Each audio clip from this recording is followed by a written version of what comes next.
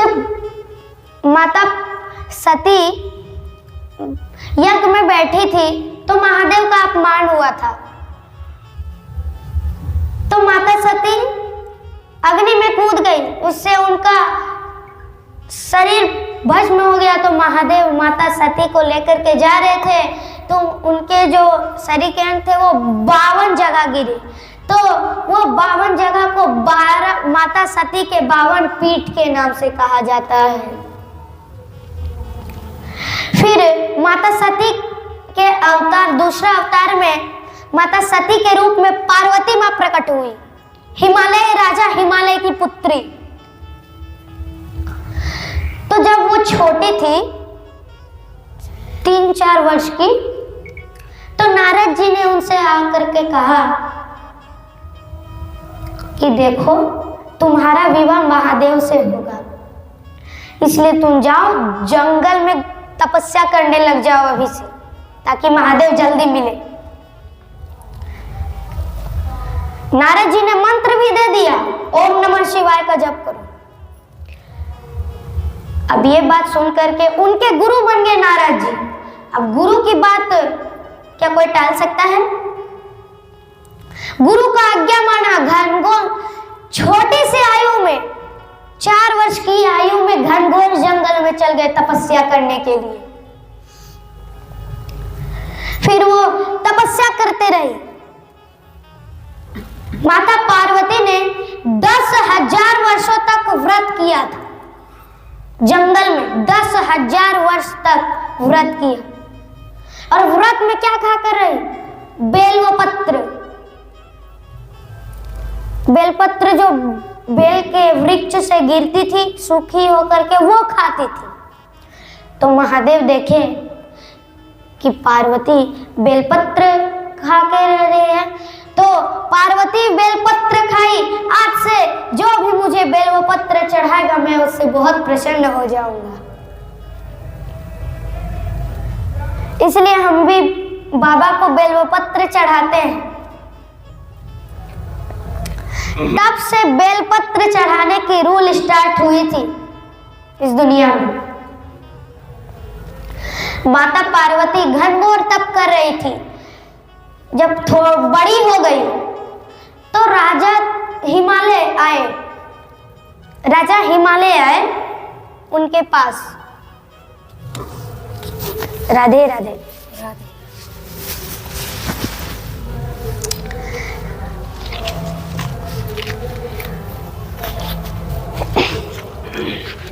जब माता पार्वती बड़ी हो गई, घोर तपस्या कर रही थी, तो माता पार्वती को समझाने के लिए उनके पिता राजा हिमालय आए। राजा हिमालय ने कहा, पुत्री देखो तुम बहुत तपस्या करी हो, घर चलो तुम। तो माता पार्वती कहती है, नहीं पिताश्री, आपका धन्यवाद मुझे कहने के लिए, लेकिन मैं नहीं जाऊंगी, क्योंकि नारद जी ने मुझसे कहा है कि मेरा विवाह महादेव से होगा, इसलिए मैं नहीं जाऊंगी। मेरे गुरु है नारद जी, गुरु का आज्ञा मैं नहीं टालूंगी, मैं अपनी तपस्या को पूर्ण करके आऊंगी।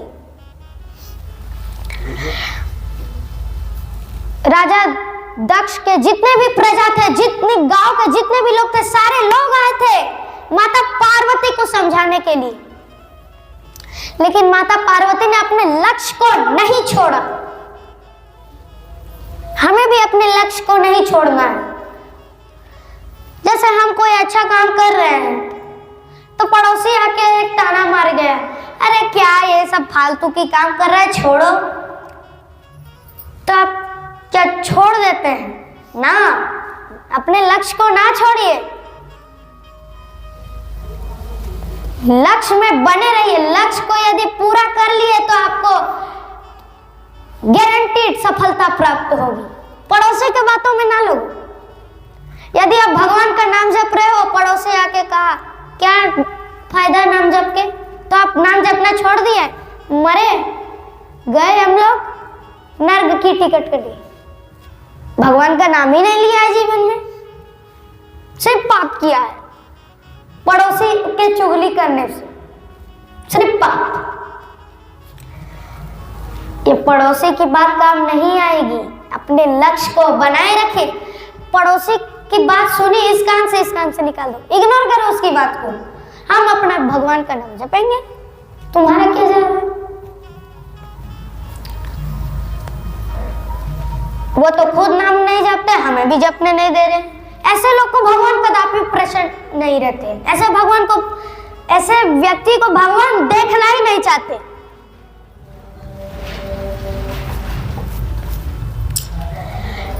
माता पार्वती ने अपना लक्ष्य नहीं छोड़ा, सारी बातों को इग्नोर किया, अपने लक्ष्य में बने रहे। फिर महादेव कैलाश के कुछ ऋषियों को भेजे, कहते हैं कि चलो अब माता पार्वती की परीक्षा लेते हैं, उन्हें नारायण जी का लोभ डालो, यदि लोभ में नहीं फंसी, मेरे लिए ही ध्यान रहा तो एग्जाम में पास हो गई, कह दो कि व्रत नहीं करना होगा, तपस्या महादेव तुम्हें मिल गए। और यदि फेल हो गई तो कह देना महादेव तुम्हें कभी नहीं मिलेंगे।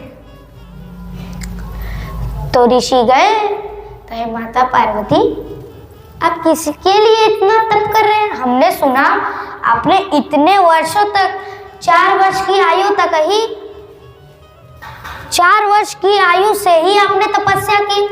हमने सुना 10,000 वर्षों तक आपने व्रत किया, बेलपत्र पान करके रहा।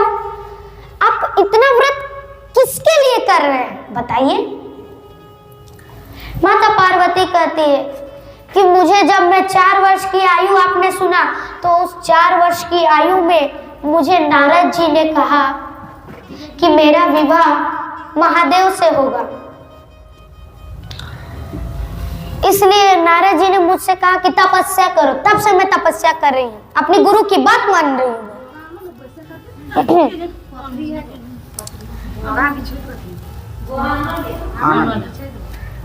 तो ऋषि सब महादेव की बात माने।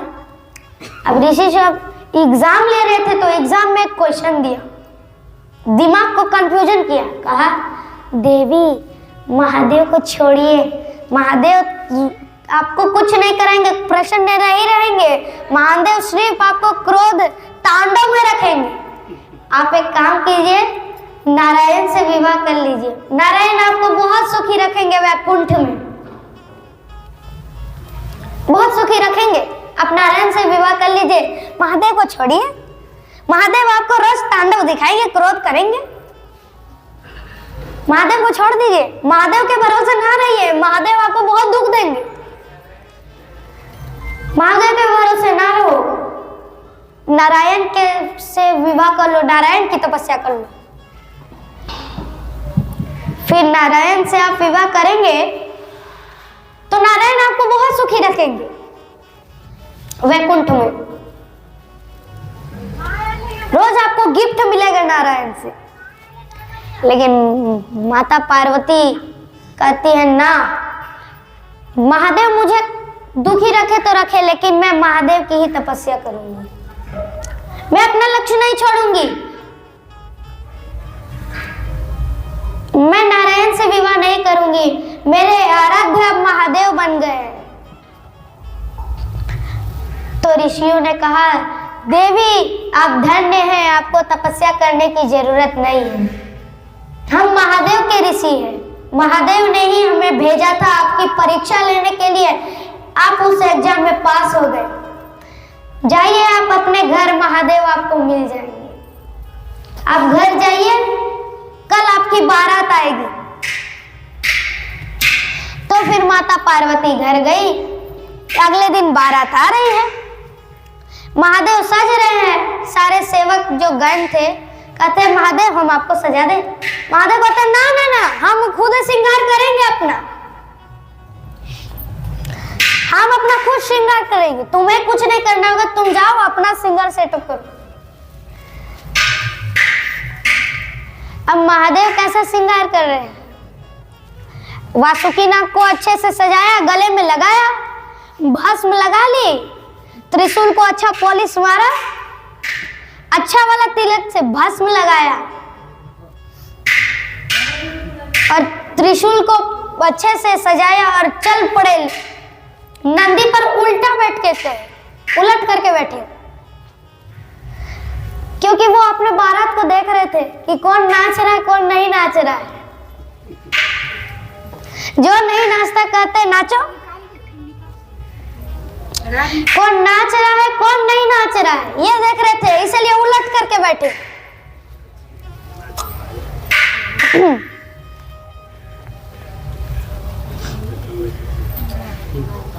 तो महादेव धीरे धीरे आ रहे नंदी पर सवार होकर।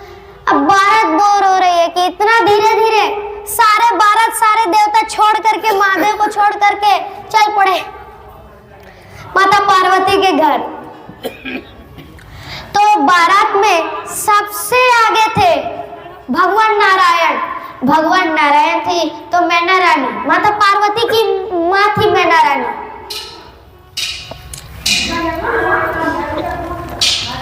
राधे राधे। मैना रानी आरती की थाल लेकर के खड़ी थी। तो सबसे आगे बारात में विष्णु देव जी थे, तो सबसे पहले विष्णु देव जी पहुंचे। तो मैना रानी माता पार्वती की माँ थी मैना रानी। मैना रानी आरती की थाल लेकर के खड़ी थी। मैना रानी को लगा कि नारायण ही, अब थोड़ी जानती थी कौन मेरा जवाई है, सोचे कि यही मेरा जवाई है नारायण। तो वो आरती उतार रही है, वाह कितना सुंदर जवाई मिला है मुझे, आरती उतार रही।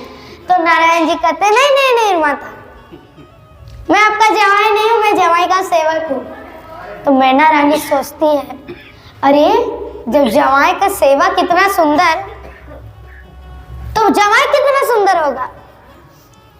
तो फिर उधर से इंद्रदेव जी आए फिर सेकंड में। मैना रानी, वाह कितना सुंदर जवाई मिल गया मुझे।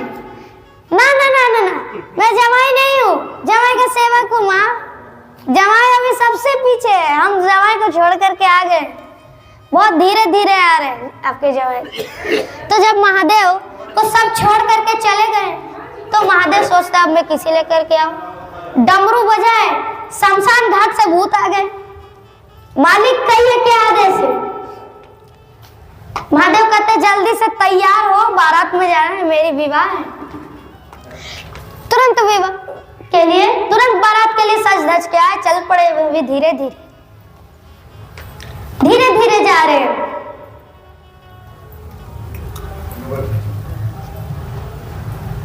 अब भूत, शमशान घाट के भूत अजीब डरावने थे। कोई कोई भूत ऐसे थे हाथ पैर उल्टे हैं, कोई कोई भूत ऐसे थे शरीर है सर नहीं है, और कोई कोई भूत ऐसे थे शरीर नहीं है सर है। फिर तीसरे नंबर में कुबेर देव जी पहुंचे। तो फिर मैना रानी, वाह इतना अमीर जवाई मिला है मुझे, कितना सुंदर है। कुबेर जी के पास बहुत धन था। तो कुबेर जी कहते हैं ना ना ना माता, मैं उनका सेवक हूँ, आपके जवाई का सेवक हूँ, कुछ झाड़ू पोछा कर देता हूँ उनके घर में। तब मैना रानी सोच रही है जवाई कितना सुंदर होगा भला, जब सेवक लोग इतने सुंदर है। फिर आखिर में महादेव आए नंदी पर उल्टा बैठ करके। तो मैना रानी सोच रही है ये है जवाई, ये कैसा जवाई है। फिर आरती उतार रही है तो गले में सर्प था, सर्प को आग से डर लगती है। तो जैसे ही आरती उतार रही थी आग जला था, सर्प ने फन मारा, डराया। तो मैना रानी डर गई, आरती की थाल नीचे गिर गई और बाहर पीछे गई दौड़ी दौड़ी। अब सोच रही है ये कैसा जवाई मिल गया मुझे। फिर सारे जो भूत थे, एक भूत गया, सर है शरीर नहीं है, वैसा भूत गया वैसा प्रकार का बच्चों के पास। अब शादी ब्याह में बारात जाने में सबसे ज्यादा उत्साहित बच्चे रहते हैं, तो बच्चे बहुत थे, पूरे प्रजा की, पूरी राज्य के बच्चे थे। अब सारे बच्चों से वो भूत पूछता है, सर है शरीर नहीं है, वो भूत पूछता है बताओ हमारी रहने की व्यवस्था कहाँ है। भूत को देखकर बच्चे भागे अपनी माँ के पास, माँ बचाओ, भूत मिल गए। माता पार्वती को कैसा पति मिला है? भूतों की बारात लेकर के आया है, भस्म लगाया है, त्रिशूल। अब सभी सोचे माताएं, ये तो माता पार्वती को महादेव मिल गए। महादेव को देखने गई, महादेव को भूतों को देखा, सारी माताएं डर गई, माता पार्वती के घर में घुस गई। तो फिर सारे भूत गण, जितने भी गण थे, और महादेव सब अंदर गए, विवाह हुआ। फिर एक दिन माता पार्वती के ही घर में सब रहे। फिर अगले दिन माता पार्वती की विदाई हो रही है माता पार्वती की। तो हम लोग के यहाँ जैसे भी विदाई होती है तो घर की बेटी रोती है, दुखी होती है। तो माता पार्वती भी दुखी हो गई, रोने लगी कि कब आप मिलेंगे, कब नहीं। फिर विदाई हुई, माता पार्वती शिवलोक को चली जाती है। महादेव का कई लोग बहुत कंजूस रहते हैं बाबा की पूजा करने के लिए, भगवान की पूजा करने के लिए, बहुत कंजूस, इतने कंजूस कि बाबा के मंदिर, मान लीजिए बाबा के मंदिर आ रहे हैं, दूध चढ़ाने का मन है लेकिन भर लोटा नहीं, कंजूसी कर रहे हैं बाबा की पूजा के लिए। भर लोटा जल है, एक चम्मच दूध लिया, डाल दिया, घोल दिया, हो गया 1 लोटा जल, दूध 1 लोटा हो गया। और भोले बाबा के मंदिर में गए और फीलिंग कैसी आ रही है, हमने 1 लोटा दूध चढ़ाया है बाबा को, 1 लोटा दूध से बाबा का अभिषेक किया। अच्छा, क्या बाबा को नहीं पता है कि जल ज्यादा है कि दूध ज्यादा है? क्या बाबा आंखें बंद करके रखे थे? क्या बाबा को नहीं पता? फीलिंग कैसी आती है, हमने 1 लोटा दूध चढ़ाया बाबा को। नहीं, जिस बाबा से तुम धन दौलत मांगते हो, उसी बाबा के पूजा के लिए कंजूसी कर रहे हो। और वही बाबा से धन दौलत मांगते हो आने के समय में, बाबा आशीर्वाद दीजिए मैं धनवान हो जाऊं, पैसा दौलत आ जाए। और वही बाबा की पूजा की बारी आई, बस लोटा जल है, 1 चम्मच दूध मिक्स।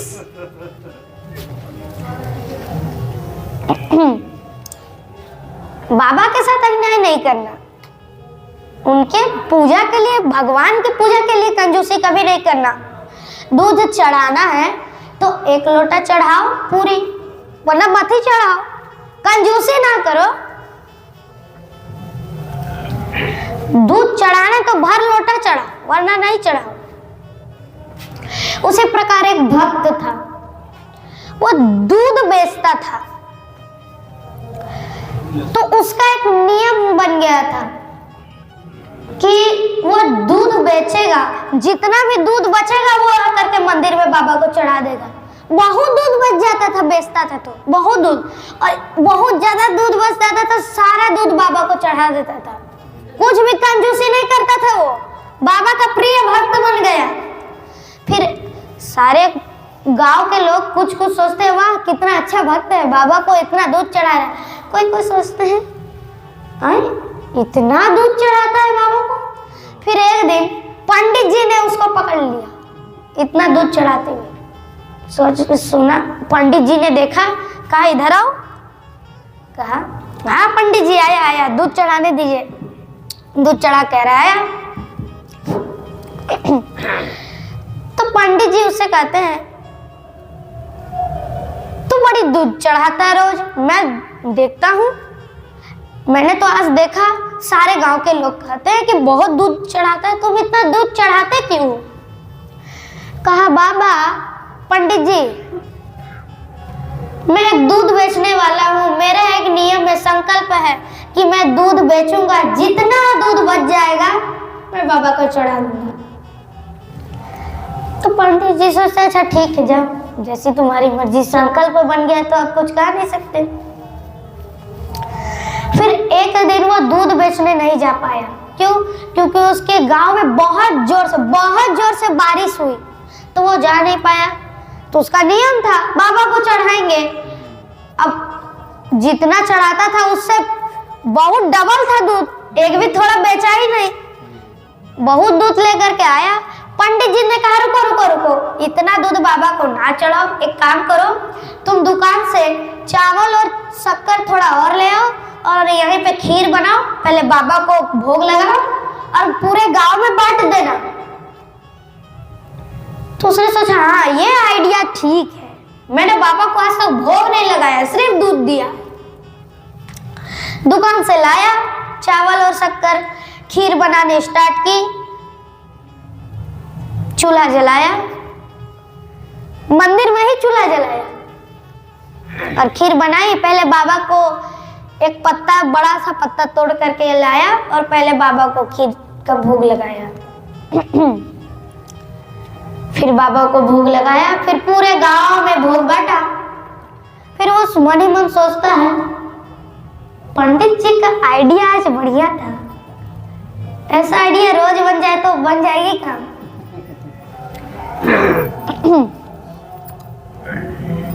तो फिर महादेव भोग यहाँ मंदिर से कैलाश में खा रहे हैं, उनकी ओट में खीर लगा था। तो माता पार्वती ने पूछ लिया प्रभु आपके ओठ में खीर क्यों लगी है? प्रभु कहते हैं बड़ी स्वादिष्ट खीर है, मेरा एक प्रिय भक्त मुझे खीर चढ़ाया है। वैसे तो रोज वो भर के दूध चढ़ाता था, आज पंडित जी के कहने पर खीर चढ़ा रहा है। यदि वो रोज खीर चढ़ाए, दूध ना खीर चढ़ाए, वो बहुत अच्छा खीर बनाता है, खीर बनाए तो मैं किसी का भोग नहीं खाऊंगा, सिर्फ उसी का भोग खाऊंगा।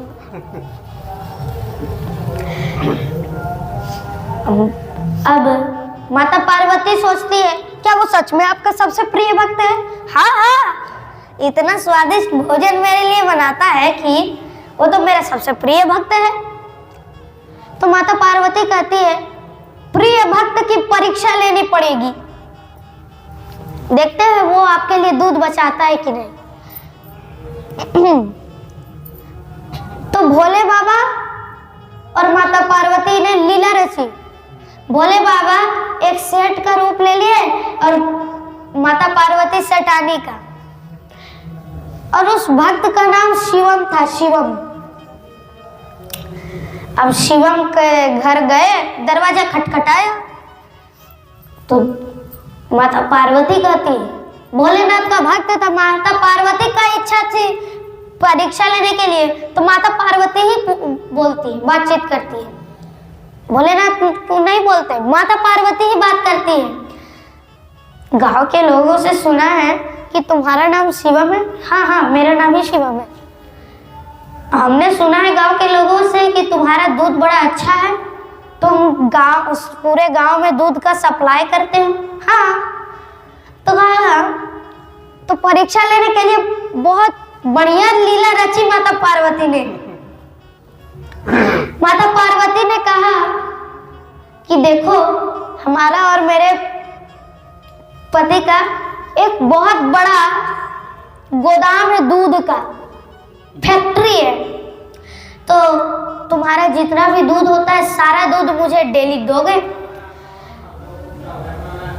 तो शिवम कहता है देखिए ये बात सुनकर मुझे बहुत अच्छी लगी, लेकिन सारा दूध नहीं दे सकते, एक लोटा मैं ले सकता हूँ, एक लोटा मुझे दे दीजिएगा। तो माता पार्वती ने कहा क्यों एक लोटा दूं? देना, मैं एक बूंद भी तुम्हें नहीं रहने दूंगी। तुम एक लोटा रख रहे हो ना, तुम पैसा डबल ले लो, 10 रुपया किलो बेचते हो, 15 रुपया किलो ले लो, लेकिन एक बूंद भी दूध नहीं रहना चाहिए, हमको सारा दूध चाहिए।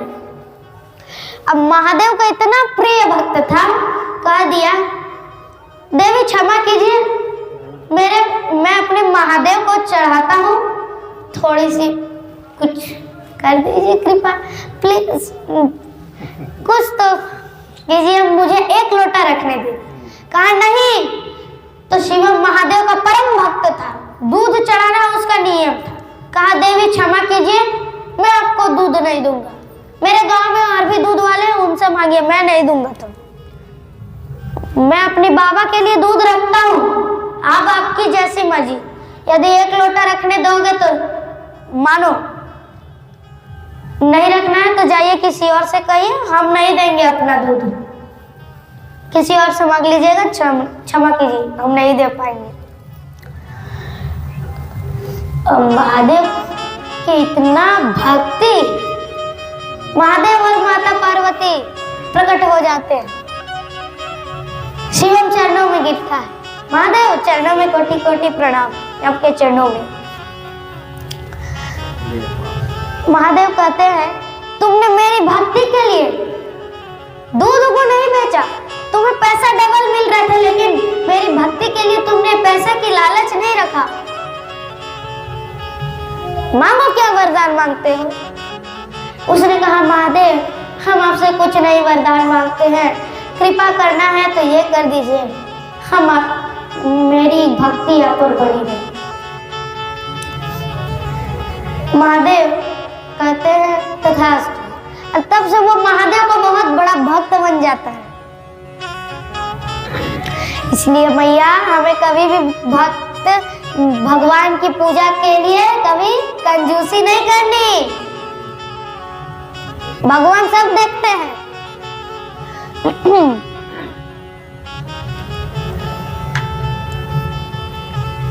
एक भक्त था, वो एक शिकारी था। वो शिकार करता था, जंगल में पशुओं को मारता था और उसी के मांस से अपना घर चलाता था। तो उस जंगल में एक बेल का वृक्ष भी था, उस बेल के वृक्ष के नीचे एक बड़ा सा शिवलिंग भी था। तो जिस रास्ते से बेल का वृक्ष शिवलिंग आता है, उधर से वो मंदिर बन गया। मंदिर था नहीं, लेकिन शिवलिंग था तो सबको उसे मंदिर मानने लग गए। तो उस शिकारी को भी पता था कि वो मंदिर है। तो एक दिन वो शिकार करके जा रहा था जंगल में, तो वो चलते चलते वो शिवलिंग के रास्ते पर चल गया, देखा शिवलिंग है। तो उसे पता था कि भगवान, उसे पता था मंदिर में अब हम प्रवेश कर गए हैं। अब उसे पता था, शिकारी था लेकिन उसे पता था कि भगवान के मंदिर जाते हैं तो खाली हाथ नहीं जाते, भगवान को कुछ तो अर्पण करते हैं। अब वो शिवलिंग के सामने ही था, शिवलिंग यहाँ, वो यहाँ खड़ा था। अब वो सोचता है क्या दो अब महादेव को, महादेव के लिए तो कुछ है नहीं। तो उसे याद आया, अरे हम तो शिकार करके जा रहे हैं, अब जो है वही दे देते हैं। उसे ये नहीं पता था कि बाबा को मांस नहीं चढ़ता है। अब उसके पास मांस था, शिकार करके आ रहा था, एक पत्ता में लिया और बाबा को मांस चढ़ा दिया। तो जंगल में एक पंडित जी भी आते थे, रोज 15-15 दिन में आते थे। 15 दिन हुआ, फिर अगले जब 15 दिन हुआ तब आएंगे, 15-15 दिन में आते थे। तो फिर उसका रोज नियम बन गया। अब उस शिकारी का रोज नियम बन गया कि मैं जब भी आऊं तो मांस बाबा को चढ़ाऊं। उसे पता नहीं था, उसका भोलापन था, उसके अंदर इच्छा थी, भक्ति जागृत हो गई कि मैं अपने बाबा के लिए जब भी आऊं तो बाबा को चढ़ा दूं। तो एक दिन 15वां दिन था, पंडित जी का आने का दिन। वो मांस चढ़ा करके गए, पंडित जी आए, देखे, अरे पंडित जी को ये नहीं पता था कि वो शिकारी दे करके गए हैं। पंडित जी सोचते हैं, अरे कोई पशु यहाँ पर मांस छोड़ करके चला गया है। पंडित जी ने सोचा कोई पशु है। तो पंडित जी ने लकड़ी से, पंडित जी तो मांस वांस छूते नहीं है, कुछ दूसरी लकड़ी से लेकर के उठाया और जा करके दूर घनघोर जंगल में फेंका। और बहुत दूर गए, चलते चलते कोई कमंडल लेकर के गए, बहुत दूर गए झरना के पास, फिर वहां से पानी लाया, फिर दूर गए शिवलिंग के पास, फिर शिवलिंग को पहले धोया, फिर गंगा जल छिड़का, पवित्र किया, फिर पूजा सामग्री स्टार्ट की। फिर अब महादेव के लिए पूजा के लिए अब पंडित जी आते हैं। अब अगली 15 दिन के बाद तो फिर अगला दिन शिकारी फिर आया, मांस चढ़ा करके प्रणाम किया, दंडवत प्रणाम, चलो घर गया। फिर डेली तो फिर 15वां दिन में फिर उसने मांस चढ़ाया, गए घर। पंडित जी आए, देखा अरे फिर से ये तो रोज रोज हो रहा है, ये पक्का कोई पशु नहीं है, पशु रहता तो एक ही बार करता, ये पशु नहीं है, ये कोई पक्का उद्दंड व्यक्ति है जो बाबा को जानबूझकर मांस चढ़ा रहा है। कितना पापी है वो बाबा, भोले बाबा को भी डांट रहा है कि कैसा भगवान है आप यूं करेंगे तो वो मर जाएगा वो व्यक्ति, लेकिन आप उसे कुछ करते ही नहीं है। आप यूं करें वो व्यक्ति मर गए, लेकिन आपने कुछ करते ही नहीं है। तो महादेव प्रकट हो गए, महादेव के चरणों में गिरे, महादेव आपके चरणों में मेरे कोटि कोटि प्रणाम। तो वो बोलते महादेव आप इसे सजा क्यों नहीं देते इस पापी व्यक्ति को, जानबूझकर आपको मांस चढ़ा रहा है ये, और आप इससे खुश हो रहते हैं। तो उसने महादेव ने उस पंडित जी से कहा देखो वो उसको पता नहीं है कि मुझे मांस नहीं चढ़ता, उसका भोलापन है, उसे पता नहीं है, इसलिए उसका नियम बन गया, उसे जो मिला दे देता है। वो शिकारी है लेकिन वो मेरा भक्त बन गया है, उसे पता नहीं है कि मुझे मांस नहीं चढ़ता। तो पंडित जी कहते हैं तो उसकी परीक्षा क्यों नहीं ले लेते। तो महादेव का कहते देखो क्रोधित ना हो, हम परीक्षा लेते हैं तुम्हारे समक्ष।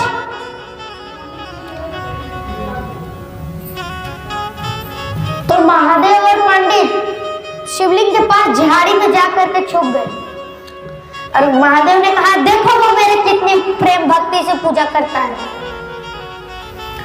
अब वो आया, मांस चढ़ाया, तो देख रहा है शिवलिंग में अरे बाबा के एक आंख से तो रक्त बह रहा है, खून बह रहा है।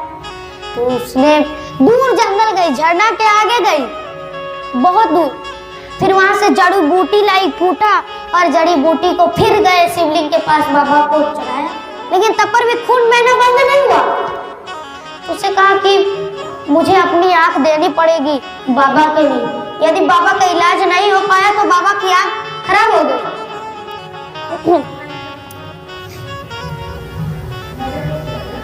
तो वो शिकारी था, वो धनुष बाण लेकर के जाता था जानवरों को मारने के लिए। तो आपने एक बाण लिया, बाण से अपने आंख को निकाला और बाबा की आंख में लगा दिया। पंडित जी पहले चौंक गए, इतना बड़ा त्याग। तो महादेव कहते हैं रुको अभी और भी परीक्षा ले लेते हैं, तुम्हें विश्वास नहीं होता है ना। तो महादेव ने अपने शिवलिंग से दूसरी आंख जो थी उससे भी खून बहा दिया। अब कहा मुझे दूसरी आंख भी देनी पड़ेगी। तो वो पहले सोचता है अरे मैं दोनों आंखें दे दूंगा तो मुझे पता कैसे चलेगा कि बाबा को आंख कहाँ पर सेट करना है। तो वो अपने पैर के अंगूठे को पहले बाबा के आंख पर रखा, फिर बाण से निकाला, आंख को और पैर का अंगूठा हटाया और लगा दिया। अब पंडित जी देखे, दौड़े दौड़े गए शिकारी के चरणों में गिर गए। शिकारी जी धन्य है आप, आपके जैसा भक्त आज तक नहीं, इतना बड़ा त्याग। अब महादेव प्रकट हो जाते हुए, वो महादेव उन्हें पहले उसकी आंखें दे दी, फिर महादेव को चरणों में प्रणाम करता है। फिर पंडित जी कहते हैं इतना बड़ा त्याग, इतना बड़ा त्याग कर दिया भगवान की भक्ति के लिए, दोनों आंखें अर्पण। महादेव कहते हैं बोलो क्या वरदान मांगते हो।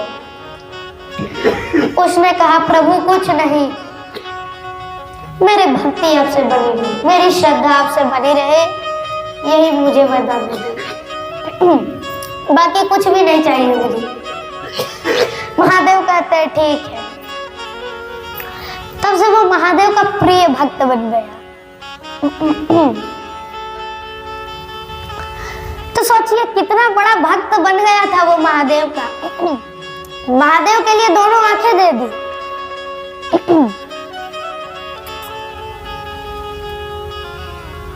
उसी प्रकार एक कंजूस व्यक्ति था, बहुत कंजूसी करता था। वो जो भक्त था दोनों आंखें दे दी, उस तरफ नहीं था, बहुत कंजूस था। उसने भगवान की नाम नहीं सुनी थी।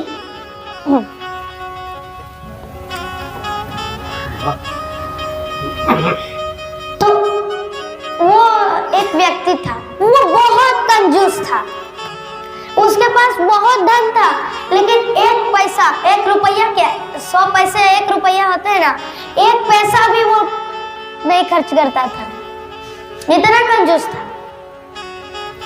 लेकिन उसके पास था धन बहुत, सेठ साहब बहुत धन था। तो आज तक गंगा नहाने नहीं गया था। उसे पता है कि गंगा नहाने जाएंगे, पंडित जी कुछ लेंगे, कुछ दक्षिणा ले लेंगे। आज तक नहीं गया अपने जीवन में। फिर माघ का महीना आया, सारे गांववासी कहते हैं अरे भैया चल जा गंगा नहाने। नहीं गया।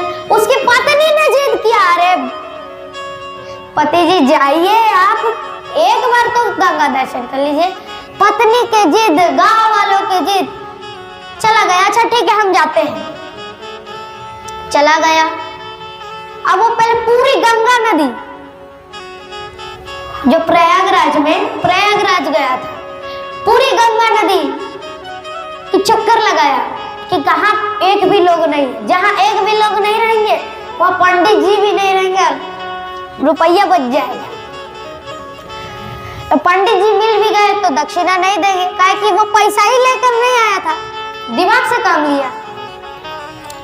फिर वो देखा कहाँ भीड़ है, चलता शमशान घाट पे पहुंच गया। शमशान घाट तक गंगा नदी बह रही थी, वहां देखा कोई नहीं है, यही मौका है नहाने का।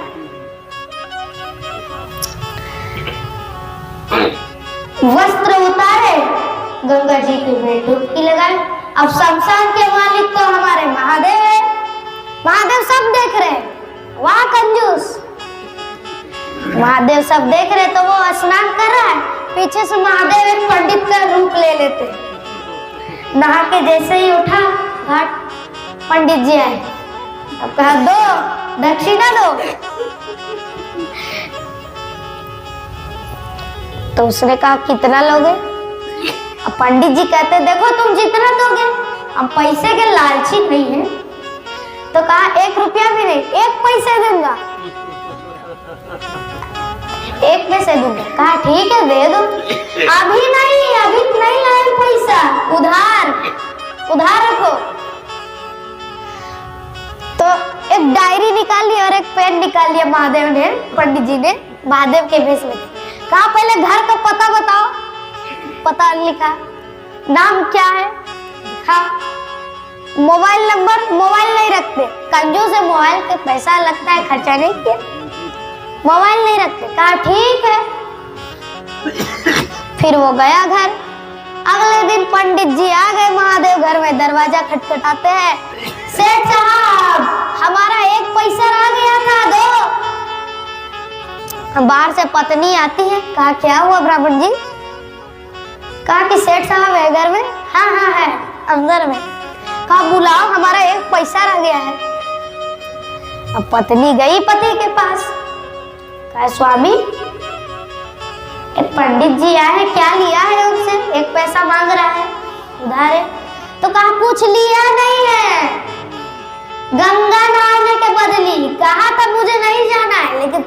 का जिद है, इसलिए गए, दक्षिणा ली। तो उसने कहा एक काम करो, कह दो हम घर में नहीं है। अब पत्नी कहती है स्वामी ये क्या बात कर रहे हैं, हम तो ब्राह्मण देव जी को कहा दिए कि आप ऑलरेडी घर में हैं, हम पहले ही कह दिए। तो उसने दिमाग चलाया, फिर कहा देखो कह दो कि हम भूल गए थे। फिर अंदर जाकर देखा है ही नहीं, हम भूल गए थे, बाजार गए, कह दो। तो फिर कही हम भूल गए थे, बाजार गए। तो कहा अच्छा ठीक है, हम 1 घंटा वेट कर लेते हैं, 1 घंटा देरी थी आने, 1 घंटा वेट कर लेते हैं, तब तक जाओ कुछ खाने की ला दो, खाना। अब पत्नी कही स्वामी अब कह रहा 1 घंटा रुक जाते हैं, अब कह रहा खाना लो खा लेते हैं। अब कहता है कह दो कि घर में है, तबीयत खराब है। पत्नी को पति ने कहा कह दो कि हम घर ही में हैं, तबीयत खराब है। तो पत्नी गई, कहा ब्राह्मण देव जी अभी पैसा नहीं दे पाएंगे, तबीयत खराब। कहा अरे हम औषधि भी लेके आए, हमको इलाज भी करना आता है, बाहर लेकर के हम इलाज कर देंगे। अब पत्नी गई, कहा ये तो इलाज भी कर लेता है। अब कहा कि देखो हम कंबल ओढ़ के धीरे लेट जाते हैं, धीरे धीरे सांस लेंगे, कह दो कि हम मर गए, तबीयत खराब थी, क्या हुआ हम मर गए, कह दो। अब उसने कहा देखो थोड़ा एक्टिंग करना, रो रो के जाना ताकि उसे लगे। अब वो कंबल में उड़ गया। अब वो कहती है कि पति मर गया, कि पता नहीं, रोते हुए कहती है पता नहीं क्या हुआ, अभी तो तबीयत खराब थी, लेटे थे, पता नहीं क्या हुआ, मर गए। अब ब्राह्मण जी कहते अच्छा मर गया, रुको रुको हम गांव के लोगों को बुलाते हैं अर्थी ले जाने के लिए। अब गांव के लोगों को बुलाया, अरे इधर आओ, सेठ साहब मर गए, अर्थी लेनी। अब अर्थी लेके तैयार, सेठ साहब को अर्थी में लेटाई, चलो शमशान घाट, रास्ते में जा रहे शमशान घाट लेके, तभी पत्नी ने पति को रोक लिया रोते हुए, नहीं नहीं नहीं ये मरे नहीं है। अब जैसी कैडी वैसी भंडी, औरतों ने कुर्सी लाई, औरतों ने बैठाया, कहा देखो जो परिवार में जो मर जाता है तो सबको यही लगता है कि वो मरा नहीं, लेकिन वो असली में मर जाता है। फिर जाने लगे, फिर पत्नी ने रोका, ये सच में नहीं मरे हैं स्वामी, आप ही खुद कह दो कि आप नहीं मरे हो। पत्नी को बैठाया, पहले पानी पिलवाया, कहा देखो कोई मर जाता है तो सबको यही लगता है कि वो नहीं मरा है, देखो जाने दो, ये बात भूल जाओ कि तुम्हारा पति मर गया। आप पति चिंतित, पत्नी अब क्या होगा मेरे स्वामी का। अब अर्थी लेकर शमशान घाट तक पहुंच गए। अब शरीर से लकड़ी भी लगा ली, अब आग जलाने की बारी थी। पहले पंडित जी जो महादेव थे कहा सेठ साहब अभी भी मौका है, अब आग जलाने की डायरेक्ट बारी है, कहो दोगे पैसा। आप एक्टिंग करते हैं 1 पैसा बचाने के लिए, लेटे हैं धीरे धीरे सांस, किसी को पता नहीं चलने दे रहे, मरने की एक्टिंग टू कॉपी। अब महादेव कहते हैं जाओ हम तुम्हारी कंजूसी से प्रसन्न हुए, मांगो क्या वरदान मांगते हो। वो उठ करके बैठता है और कहता है देखिए महादेव हमें कुछ चाहिए नहीं, हमारा 1 पैसा माफ कर दो, 1 पैसा माफ कर दो। इतना कंजूस, हमें कुछ नहीं चाहिए, 1 पैसा माफ कर दो। पंडित जी ने कहा अच्छा ठीक है जाओ, महादेव ने माफ कर दिया। तब से महादेव भोले बन गए और तब से महादेव का नाम पड़ा भोलेनाथ। बोलिए भोलेनाथ की जय हो।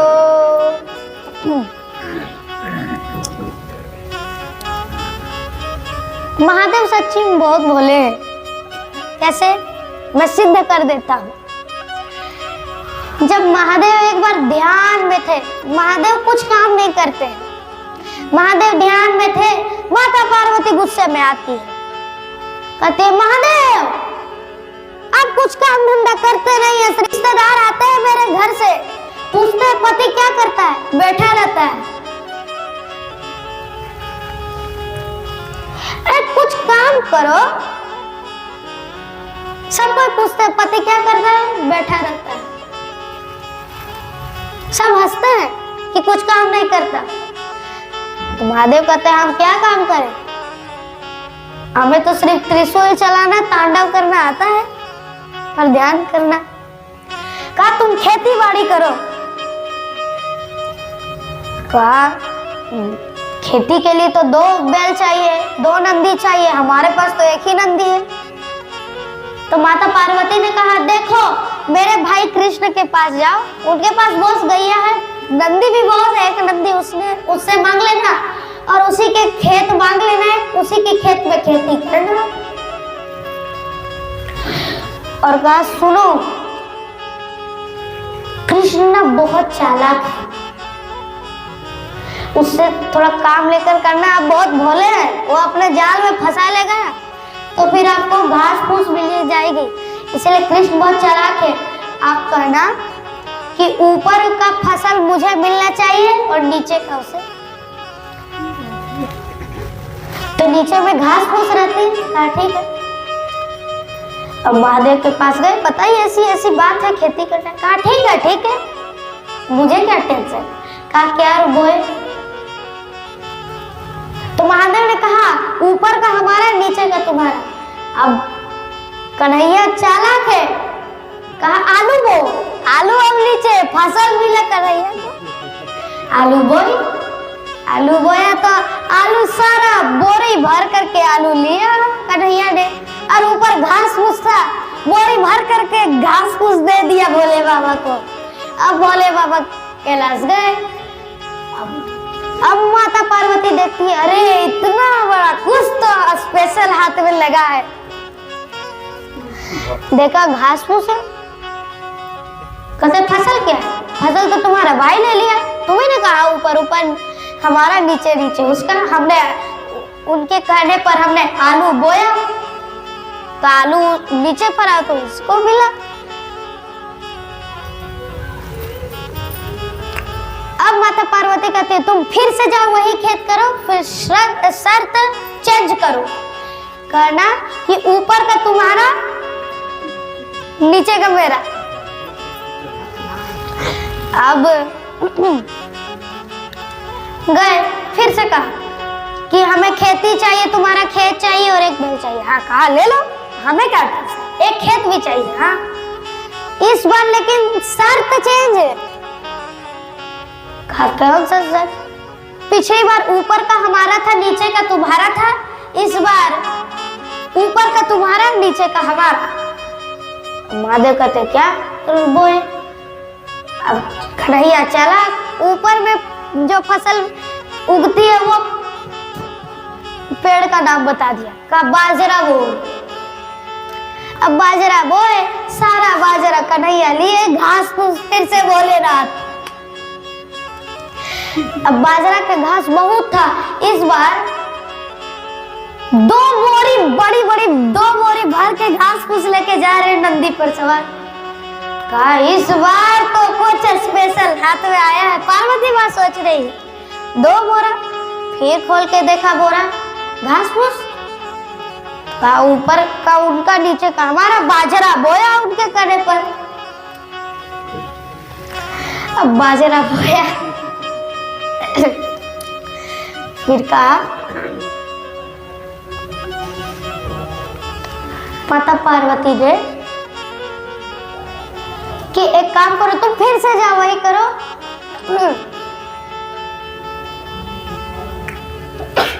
सिर्फ इस बार से शर्त चेंज कर दो, कहो कि ऊपर का भी हमारा, नीचे का भी हमारा, बीच का उसका। उसी वही सारी बात कही, इस बार शर्त फिर से चेंज, कहा क्या उत्सव? ऊपर का हमारा, नीचे का हमारा, बीच का तुम्हारा। कहा क्या बोल? संतरा बोलो। अब संतरा बीच में पड़ता है। अब फिर से घास फूस, संतरा, कन्हैया, फिर गए। अब माता इस बार बहुत घास फूस, लगभग 10-11 बोरी घास फूस। अब माता पार्वती सोचती है इस बार तो कुछ अच्छा हाथ में लग गया, इस बार पक्का कुछ अच्छा लगा है। देखा घास फूस, संतरा बोल, उनके कहने पर कहा महादेव आप भोले के भोले रहेंगे, आपसे कुछ नहीं होगा। अब जाकर ध्यान नहीं करिए, आपसे कुछ नहीं होगा, आप भोले के भोले रह जाएंगे। महादेव आप भोले के सच्चे में भोले के भोले ही, आपके भोलेनाथ ठीक ही पड़ा।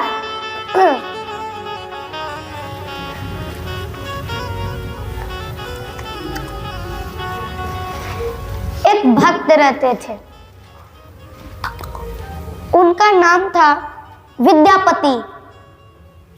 वो महादेव के अनन्य भक्त थे, लेकिन उनके पास धन की थोड़ी कमी थी। तो धन की कमी थी, बहुत मुश्किल से घर चलता था। तो महादेव देखते हैं कि मेरा इतना प्रिय भक्त, मुझे इसकी सेवा करनी पड़ेगी। नौकर की, जो नौकर की काम रहती है ना, वो काम करता है उसकी सेवा। तो गए, सेठ साहब काम के लिए रख लो। अब धन की कमी थी। कहा विद्यापति जी ने कि देखो हम रख तो लेते लेकिन धन की कमी है, तुम्हें अलग से तुम्हारा पसंद का धन देना पड़ेगा, खाना पीना। तो महादेव ने कहा नहीं नहीं नहीं, आपकी जैसी मर्जी, आप जो देंगे हम उसी से खुश हैं। आप खाना ना भी दे तो चलेगा। तो कहा ठीक है, रख लो। तो फिर काम करते थे। फिर एक बार विद्यापति जी को जाना था काम से, दूसरे महाराजा के पास जाना था। तो राजस्थान रेगिस्तान हो करके गए। रेगिस्तान में तो महादेव भी चल गए उनके संग।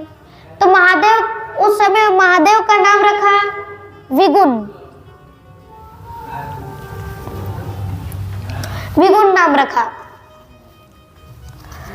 तो उसने, विद्यापति जी ने कहा विगुण तुम भी चलो हमारे साथ। अब रेगिस्तान में पूरी बालू, पानी की कोई नामो निशान नहीं, पूरी बालू की बालू। अब विद्यापति जी को लगी बड़ी जोर की प्यास। कहा विगुण बचा लो, हमें प्यास लग गई, यदि पानी नहीं मिला तो हम मर जाएंगे, बचा लो, पानी चाहिए हमें, यदि पानी नहीं मिली तो हम मर जाएंगे, ये विद्यापति जी कह रहे। तो महादेव सोचते इतने ऐसे जगह में आप मालिक का पैसे जगह में पानी मांग रहे जहाँ पानी का नामो निशान नहीं, कहा कैसे भी करके लाओ। तो महादेव उधर गए, महादेव अपना रूप धारण किए और एक लोटा ले करके गए और अपने जटाओं से गंगा जी को निकाला और गंगा जी का जल लाया और दे दिया, लीजिए मालिक, बहुत दूर से लाए हैं। अब जैसे ही पिया मन तृप्त हो गया, ऐसा स्वाद था कि जैसे गंगोत्री से गंगा का जल उठा करके पी रहे। शीतल जल गंगा माँ का, कहा इतना पवित्र शीतल जल, ऐसा जल तुमने कहाँ से पा लिया? फीलिंग ऐसी लग रही थी पीने में कि जैसे गंगोत्री से ही, हरिद्वार से ही गंगा जी का जल उठा करके पी रहे। तुमने इतना निर्मल जल लाया कहाँ से? मालिक, विगुण जी कह रहे हैं मालिक को कि अरे भाई तुम आम खाओ ना, गुठलियां क्यों गिन रहे हो? तुम आम खाओ, गुठलियां क्यों गिनते हो? तो बहुत जिद किया विद्यापति जी ने, तो महादेव प्रकट हो गए। महादेव प्रकट हो गए, अब दर्शन दिया। विद्यापति जी चरणों में गिर गए, महादेव आपने मेरी सेवा के लिए आए? आप मेरे सेवा के लिए आ गए? तुम, महादेव ने कहा, देखो तुम मेरे सबसे प्रिय भक्त हो, इसलिए मैं तुम्हें कष्ट होता था कि नहीं, दिल से बताओ। कहा हाँ, इसीलिए हम तुम्हारे लिए सेवक के लिए आए। सेवक। तो महादेव से कहा, महादेव आप मेरे लिए घर में सेवक, तो मुझे बताए भी नहीं। तो महादेव ने कहा, देखो ये बात किसी को नहीं बताना कि हम महादेव हैं, किसी को नहीं, अपनी पत्नी को नहीं बताना। तो कहा ठीक है, हम वचन देते हैं कि नहीं बताएंगे। और महादेव ने कहा, यदि तुम किसी को भी बता दिए तो हम तुम्हारे घर छोड़ करके चले जाएंगे, तुम्हें छोड़ करके चले जाएंगे। अब विद्यापति जी ने कहा, नहीं नहीं नहीं महादेव, मैं वचन देता हूँ किसी को नहीं बताऊंगा। यदि आप मुझे छोड़ करके चले जाओगे तो क्या मैं जीवित रहूंगा?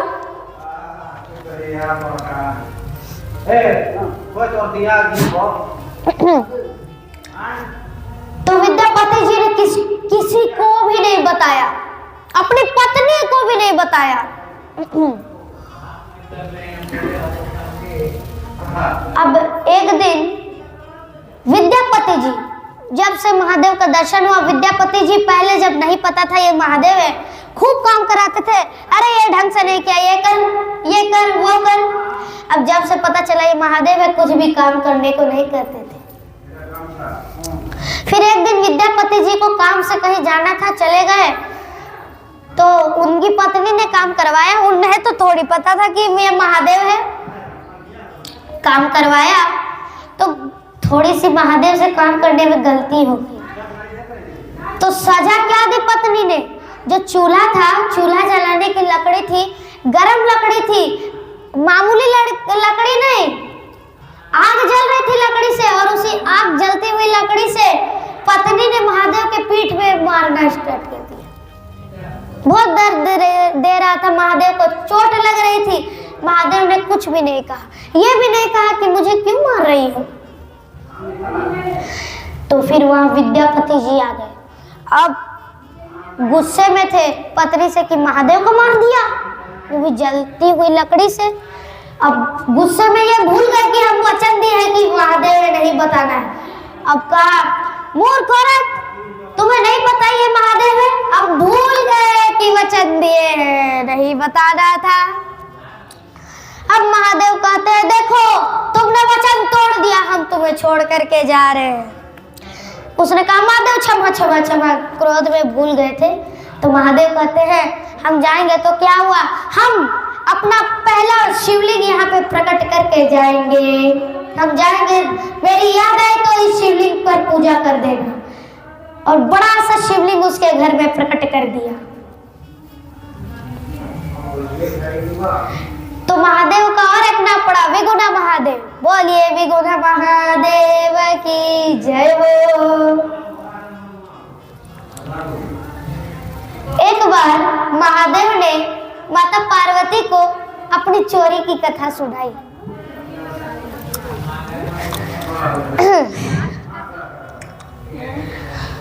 महादेव ने कहा, माता पार्वती से, देवी हम आपको अपनी एक चोरी की कथा सुनाए। अब माता पार्वती कहते हैं, प्रभु आप चोरी भी करते हैं? नहीं नहीं, चोरी नहीं, आपसे बिन बताए चोरी छुपे हम त्रेता युग में राम जी का दर्शन करने चल गए थे। छोटे से राम जी थे, जन्म हुआ था तो राम जी का दर्शन करने चल गए थे। तो माता पार्वती कहती है, प्रभु आप अकेले चल गए दर्शन कर लिए, मुझे नहीं ले गए, आप अकेले चल गए। तो महादेव कहते हैं, अकेले नहीं, दुकेले गए थे। का कौन कौन गए थे दुकेले? तब 2 जन गए। कौन कौन? तो उन्होंने कहा, हम काम भूसंडी के साथ हम गए थे। लेकिन प्लान महादेव का था। सच्ची बात यह थी कि महादेव के संग काम भूसंडी गए थे। भूसंडी जी को ही महादेव ने कहा, लेकिन महादेव ने ये नहीं कहा कि मेरे संग काकभूषणी गए थे, मेरा प्लान था। महादेव ने कहा कि काकभूषणी का प्लान था, वो मुझे लेकर के गए। उन्हें पता था महादेव को यदि हम सच बता देंगे तो माता पार्वती गुस्सा हो जाएगी कि काकभूषणी को ले गए, हमें नहीं ले गए।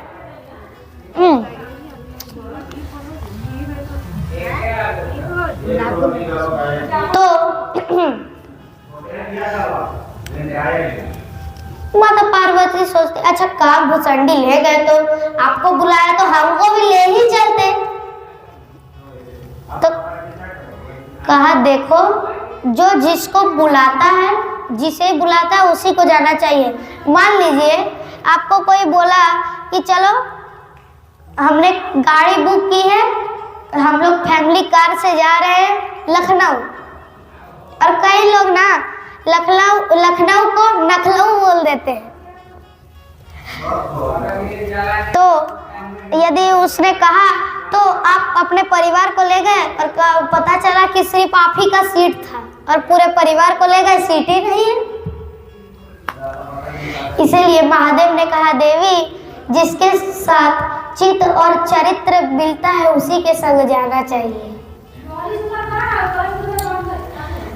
तो काकभूषणी जी और महादेव जी जब पहुंच गए अयोध्या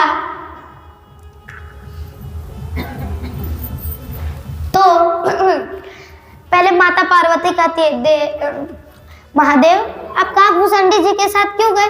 वो कहा कौआ और आप कहा बम बम भोले। तो जब काकभूषणी जी और महादेव जी अयोध्या पहुंच जाते हैं तो महादेव जी कहते हैं काकभूषणी जी से कि काकभूषणी जाइए आप पता कीजिए कि कहाँ सबसे ज्यादा भीड़ रहती है पूरी अयोध्या में। जहाँ सबसे ज्यादा भीड़ रहती है ना वहीं पे हम लोग रेंट से एक रूम लेंगे, वहीं पे कुछ बिजनेस स्टार्ट करेंगे, वहां से राजमहल तक पहुंचेगी अफवाह, तब राजमहल से बुलावा आएगा तो राम जी का दर्शन भी तो करने मिल जाएगा राजमहल से। तो काकभूषणी जी पता किए, कहा महादेव सरयू जी के तट पर बहुत भीड़ रहती है सुबह सुबह हर टाइम। तो महादेव ने कहा एक काम करो तो सरयू जी के पास ही एक रेंट में रूम ले लेते हैं। सरयू जी के पास रूम लिया और एक बिजनेस स्टार्ट किया भविष्य देखने का। अब नए नए बिजनेस कोई खोलते हैं तो पहले फ्री का ऑफर देते हैं। तो महादेव ने अपने घर के पास बैनर छपवाया, शंकर नाम रखा शंकर बाबा भविष्य देखने वाले, और उनके सहयोगी भुसुंडी नारायण बाबा भविष्य देखते थे। तो उन्होंने फ्री का ऑफर रखा कि एक सप्ताह तक हम निःशुल्क फ्री का भविष्य देखेंगे सबका, 7 दिन तक, एक सप्ताह तक। एक हफ्ते का देखा तो फ्री के नाम से आज के लोग क्या क्या करने लग जाते हैं पता नहीं। तो फ्री का ऑफर था, रोज आते थे, शंकर भगवान भविष्य देखते थे, हाथ देखते थे, पढ़ देते थे। आज पराठा खाया है, हाँ, परसों मार भी खाई थी, हाँ।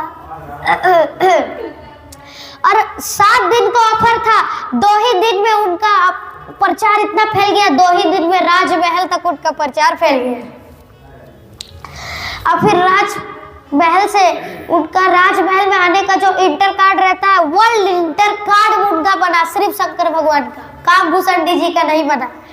और कहा कि आपको राम जी का जन्म हुआ है कौशल्या माँ के पुत्र का, उनका भविष्य देखना है, इसलिए आपका इंटर कार्ड बना है, आपको अयोध्या आना है महल में और राम जी का भविष्य देखना है।